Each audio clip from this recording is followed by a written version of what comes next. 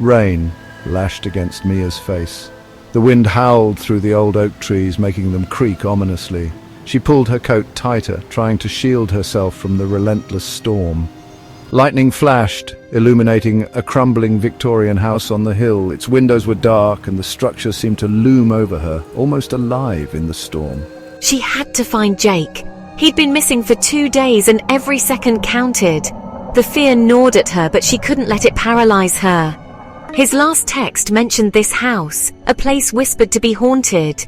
Now here she was, standing at the threshold of the unknown, her heart racing. The front door creaked open as if inviting her in. The sound echoed through the empty halls, sending a shiver down her spine.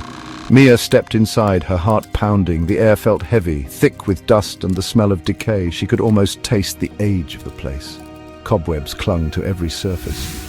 Floorboards groaned under her weight, each step a reminder of the house's long abandonment. "Jake, are you here?" Her voice echoed, swallowed by the darkness. Only silence answered her. Then she saw it, a shadow moving in the corner of her eye. Lying discarded in the corner, Jake's backpack. Her blood ran cold. What had happened here? Mia picked up the backpack. It was cold, damp. As she touched it, a voice echoed through the empty hall. A whisper, soft and chilling. "Who's there? S4, Mia," she called, her voice trembling. A cold spot settled in the center of the room. And then she saw her.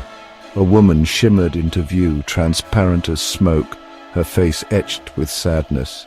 "Help me!" Mia's breath caught in her throat. She wanted to run, but something held her there. The ghost's sorrow was palpable, drawing her in like a magnet. The diary. It held secrets untold, mysteries waiting to be uncovered. The moonlight cast an eerie glow, making the old leather-bound book seem almost alive. She whispered, her voice barely audible, as if the very air around her was listening intently. The words seemed to float on the mist, carrying secrets of the past. Read it. The command was clear, almost urgent, as if the diary itself was begging to be opened and its secrets revealed. Mia cautiously approached the table, her heart pounding in her chest. The garden seemed to close in around her, the shadows growing longer and darker. A thick, leather-bound diary lay open, its pages yellowed with age. The quill pen beside it hinted at stories long forgotten, waiting to be rediscovered. She began to read, her eyes scanning the elegant script. Each word seemed to pull her deeper into the past, into the life of the woman who had penned them. The diary belonged to a woman named Elizabeth, who had lived and died in this house a century ago. The walls of the house seemed to whisper her name, echoing her presence. She wrote of her love for a man, a love that ended in tragedy. The photographs showed a happier time, a stark contrast to the sorrowful words in the diary. He had promised her the world, then vanished, leaving her heartbroken.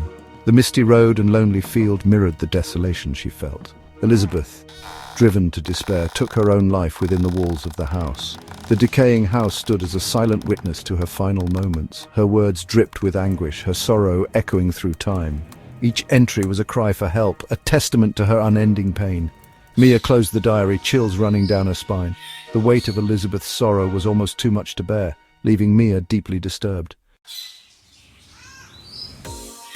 He promised me a locket, a symbol of his love, but he never returned. Mia felt a pang of sympathy for Elizabeth. She looked around the room, her eyes falling on a loose floorboard near the fireplace. Could it be? She knelt down and pried up the floorboard. Beneath it lay a small wooden box, its hinges rusty with time. Mia's heart raced as she opened it. Inside, nestled on a bed of faded velvet, lay a silver locket shaped like a heart. It was tarnished with age, but still beautiful. This was what Elizabeth had been waiting for. Mia held out the locket, her fingers trembling slightly as the first rays of dawn touched the delicate metal. She could feel the weight of the past and the hope for the future in that small object. The ghost, Elizabeth, reached out, her spectral hand passing through Mia's. It was a moment of connection, a bridge between the living and the dead, filled with unspoken words and shared sorrow. A soft light emanated from the locket, bathing the room in a warm glow. The light seemed to pulse gently, as if it had a heartbeat of its own, filling the space with a sense of calm and serenity. As Mia watched, Elizabeth's form began to solidify. The once faint and flickering image of the ghost became clearer, more defined, as if she was reclaiming her place in the world, even if just for a moment. The sadness in her eyes melted away, replaced by a sense of peace.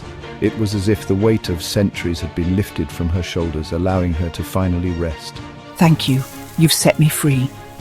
Elizabeth's voice was soft, filled with gratitude and relief, echoing in the stillness of the room. And then, with a final smile, Elizabeth faded away, the light disappearing with her. The room, once filled with her presence, now felt empty but lighter, as if a burden had been lifted. The room felt lighter, the oppressive atmosphere lifted. It was as if the very air had been cleansed, leaving behind a sense of renewal and hope. Mia took a deep breath, the locket warm in her hand. She could feel the lingering warmth of Elizabeth's presence, a gentle reminder of the connection they had shared. Dawn was breaking as Mia stepped out of the house. The first light of day brought with it a sense of new beginnings, a promise of peace and healing. She would never forget Elizabeth or her tragic story. The memories of their encounter would stay with her, a testament to the power of compassion and understanding. But now Elizabeth was finally at peace, her spirit freed from the house on the hill. The dawn light seemed to celebrate this newfound freedom, casting a golden glow over the landscape. Mia clutched the locket, a reminder of the ghost she had helped find solace. It was a symbol of their shared journey, a journey that had brought peace to both the living and the dead.